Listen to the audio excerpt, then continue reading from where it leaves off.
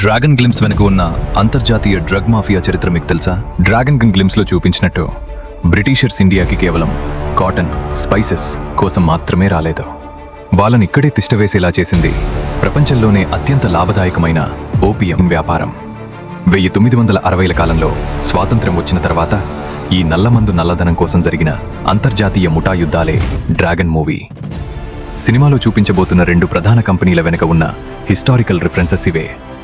గ్లిమ్స్లో చూపించిన golden trading company అనేది golden ట్రయాంగిల్కి reference.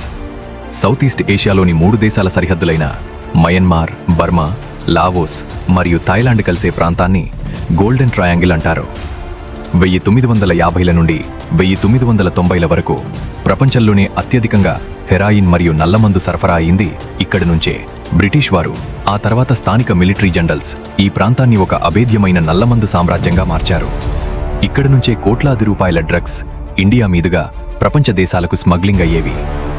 ఇక జూనియర్ ఎన్టీఆర్ లూగర్ ఏ కంపెనీకైతే అసాసిన్గా పనిచేస్తున్నాడో ఆ ఆఫ్ఘన్ ట్రేడింగ్ కంపెనీ వెనుక ఉన్నది గోల్డెన్ క్రిజెంట్ అంటారు. పర్వత ప్రాంతాలు, చట్టం సరిగ్గా పనిచేయని సరిహద్దులు కావడంతో ఇక్కడ గసగసాల సాగు విపరీతంగా పెరిగింది. ముఖ్యంగా ఆఫ్ఘనిస్తాన్ ప్రపంచంలోనే అతిపెద్ద నల్లమందు ఉత్పత్తిదారుగా మారింది. ఈ ప్రాంతం నుండి డ్రగ్స్ సరఫరా చేయడానికి, ఆయుధాలు కొనటానికి స్థానిక ముఠాలు, గిరిజన తెగలు కొన్ని ట్రేడింగ్ కంపెనీల పేరిట నెట్వర్క్లను నడిపించేవి. ఈ రెండు భారీ డ్రగ్ సామ్రాజ్యాలకి మధ్యలో ఉన్న భారతదేశం ప్రధాన రవాణా మార్గంగా మారింది. బ్రిటిషర్స్ వెళ్ళిపోయాక ఈ వ్యాపారంపై పట్టుకోసం ఈ రెండు అంతర్జాతీయ కంపెనీలు ఇండియా బార్డర్స్లో ఘోరమైన యుద్ధాలు చేసుకునేవి.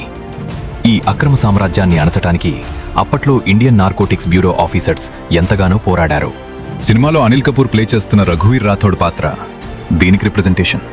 ప్రపంచాన్ని శాసించిన రెండు డ్రగ్ సామ్రాజ్యాలు మధ్య జరిగిన రక్తాపాతంలో ఒక డెవిల్ లాంటి లూగర్ ఎన్టీఆర్ అడుగు పెడితే ఎలా ఉంటుంది అనేదే ప్రశాంత్ నీల్ సృష్టించిన రా అండ్ రస్టిక్ వరల్డ్. హిస్టరీని ఫిక్షన్కి జోడించి నీల్ మామ గట్టిగానే ప్లాన్ చేశాడు.